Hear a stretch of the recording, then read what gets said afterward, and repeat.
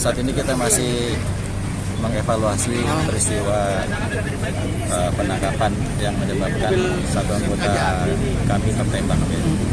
Jadi dari proses itu kita akan kembali turunkan dari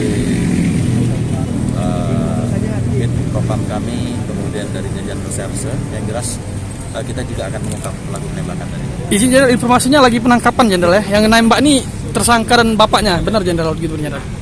Sedang didalami, makanya tim sedang mendalami peristiwa penembakan tadi. Untuk anggota sendiri kena di mana Jenderal dan pelurunya apa juga? Ya, saat ini sudah menjalani operasi sejak tadi pagi. Ya, tertembak di bagian pinggang sebelah. Detailnya dari mana? Ya, kita akan lihat nanti setelah hasilnya keluar dari hasil operasi.